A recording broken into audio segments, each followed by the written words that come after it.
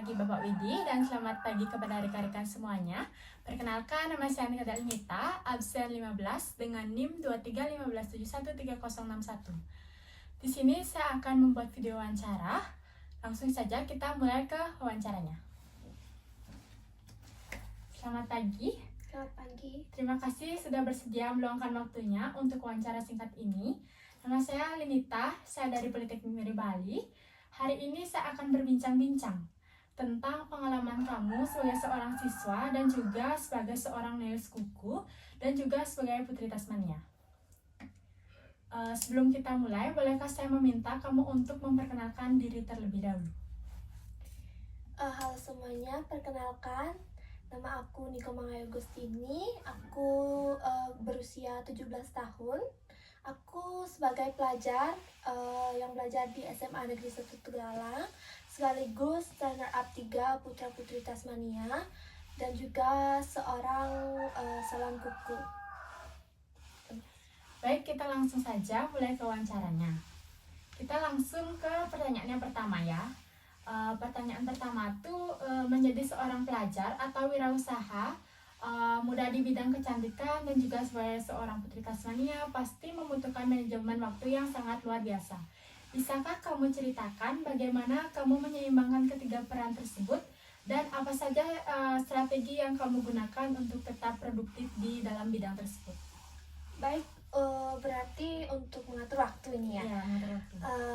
Untuk saya tuh mengatur waktu mungkin cukup mudah ya, karena saya mempunyai strategi untuk mengatur waktu saya, di mana saya menjadi seorang pelajar yang belajar di sekolah 12 jam, yang mempunyai kegiatan sampingan sebagai salon kuku, dan juga saya aktif ikut organisasi Putra Putri Tasmania.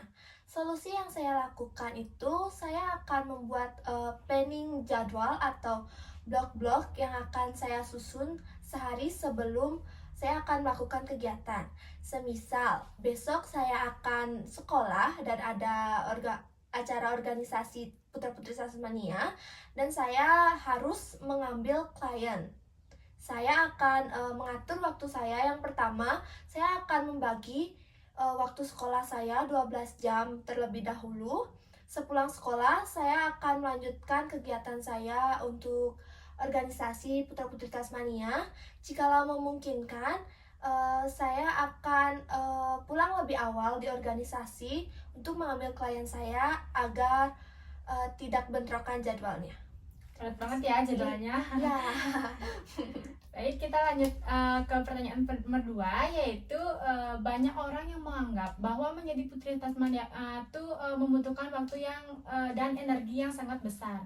Bagaimana kamu memastikan agar komitmenmu sebagai seorang Putri Tasmania tidak mengganggu studi dan pekerjaanmu sebagai tukang kuku dan juga sebaliknya? Berarti kesibukannya ini ya. Kesibukannya. Ya sih, menurut saya sih lumayan sibuk ya. Tapi apalagi menjadi Putri Tasmania itu benar-benar sibuk banget. Ya, tapi aku tuh biasanya selalu utamain tugas sekolahnya dulu. Karena gimana ya, sekolah itu harus diutamain tuh pendidikan. Terus jikalau ada jadwal yang bentrok, mungkin saya akan mengatur gimana sih caranya agar setelah saya melakukan pelajaran tuh bisa langsung ikut ke organisasi.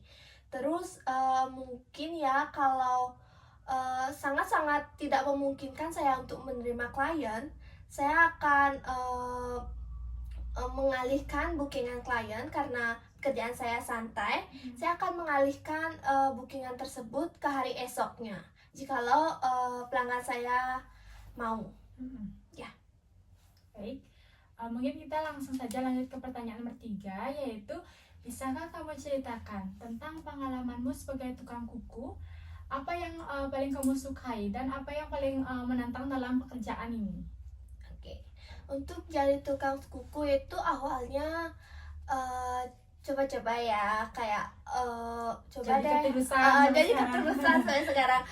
Terus saya awalnya tuh nyicil-nyicil peralatan dari yang kecil hingga sampai bisa besar, lumayan lah.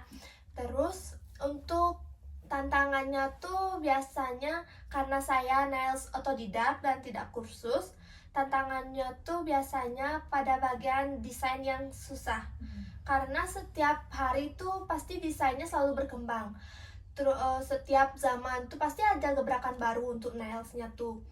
Terus biasanya saya akan berusaha mencari di internet bagaimana sih cara buat desain Desainnya. seperti ini, gimana sih cara buatnya, terus apa sih alat-alat yang diperlukan gitu. Terus kalau saya sudah mengerti cara tekniknya, saya akan asah terus sampai saya mahir, baru saya berani untuk mencoba ke klien saya. Baik, kita lanjut saja ke pertanyaan yang keempat, yaitu bagaimana kamu mengelola waktu antara mengerjakan tugas sekolah dan melayani pelanggan di salon kukumu. Apa ada strategi yang kamu terapkan? Untuk ngerjain tugas nih, biasanya aku tuh ngerjainnya tuh di sela-sela bookingan salon. Semisal jam 1 ada bookingan, setelah selesai mengerjakan bookingan tersebut, di jam kedua jam 3-nya tuh kan kosong biasanya. Di sanalah saya mulai membuat tugas, mulai dari tugas yang paling gampang sampai yang paling susah. Nanti saya akan lanjutkan mungkin di hari lainnya kalau belum selesai, sembari menunggu klien di jam keempat. Nah, saya tuh juga sering yang namanya mengerjakan tugas di sekolah. Jangan ditiru ya teman-teman. Karena semisal nih ada gurunya ngasih tugas, misal jam kosong. Itu kan kosong banget jamnya agar tidak Sama sekali nggak ada ada guru. ngapain, nggak ada guru, nggak ada ngapain, gurunya ngasih tugas tuh. Biasanya aku ngerjain tugasnya di sekolah sampai jamnya habis sambil mengisi waktu dari sana biar tidak terbuang sia-sia. Itu? Ya. Baik, lanjut saja kita ke pertanyaan yang kelima, yaitu apa yang paling memotivasi kamu untuk mengikuti pemilihan Putri Tasmania, dan apa harapan dan impianmu selama menjabat? Untuk motivasi menjadi putra-putri Tasmania sih, awalnya tuh mengenal putra-putri Tasmania karena ada sosialisasi kakak tingkat yang udah lulus, alumni di sana sosialisasi ke kelas. Mereka tuh mengenalkan apa sih putra-putri Tasmania itu, apa programnya, bagaimana cara kerjanya tuh. Saya jadi tertarik karena melihat public speaking kakaknya itu sangat bagus sekali. Nah, saya jadi tertantang untuk ikut program tersebut karena pada saat itu di bulan Januari juga ya, mereka mengadakan pemilihan putra-putri Tasmania untuk adik kelasnya, yaitu satu kelas tuh mengirim satu pasang cewek cowok. Nah, pas itu gurunya pas itu saya terpilih, gurunya yang memilih. Karena sudah terpilih, saya jadi tertantang. Mungkin ini kesempatan saya untuk bisa jadi seperti kakaknya, bisa mengembangkan public speaking saya, bisa dapat banyak teman juga, kata kakaknya. Itu yang menginspirasi saya untuk ikut organisasi Putra-Putri Tasmania. Dan untuk harapannya, semoga program ini nanti pada bulan Januari juga akan diadakan pemilihan juga. Semoga bisa menginspirasi siswa-siswi yang ada di Tasmania agar mengikuti organisasi Putra-Putri Tasmania, karena organisasi ini tuh banyak banget benefitnya yang didapat. Bukan hanya public speaking, kita juga belajar yang namanya disiplin, terus mengatur waktu kita, terus belajar berorganisasi lah, bertemu banyak orang, menyatukan pikiran kita gitu. Karena itu yang tidak mudah seharusnya, tapi karena kita mau nyoba, kita mau mencoba, pasti bisa. Baik, kita lanjut ke pertanyaan yang keenam, yaitu sebagai Putri Tasmania, apa saja kegiatan dan program yang telah kamu ikuti, dan apa dampak positif yang telah kamu berikan kepada masyarakat? Oke, untuk programnya, yang pertama ada yang namanya Rabu Bersih.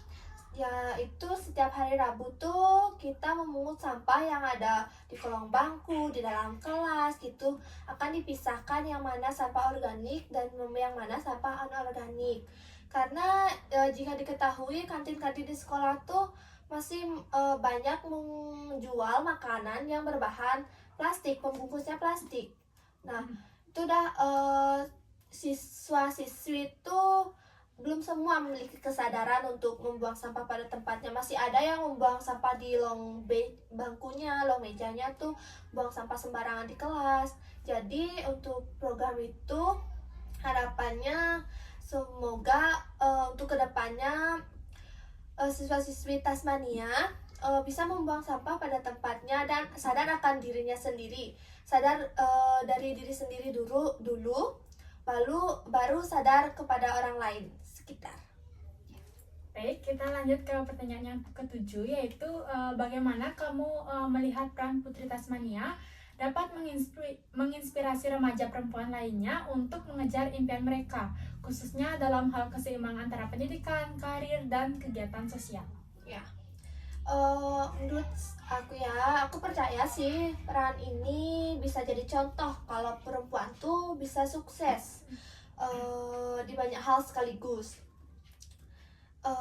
Aku pengen tunjukin kalau kita sebagai perempuan tuh bisa sekolah, kerja, dan ikut kegiatan sosial tuh tanpa harus mengorbankan salah satunya. Baik, kita lanjut ke pertanyaan yang terakhir, yaitu pertanyaan ke-8. Apa rencana dan cita-citamu untuk masa depan setelah menyelesaikan pendidikan di SMA? Bagaimana peranmu sebagai Putri Tasmania dan pengalaman kerjamu sebagai tukang kuku dapat membantumu mencapai cita-cita tersebut? Baik, rencananya untuk kedepannya tuh aku mau lanjut kuliah di bidang manajemen bisnis atau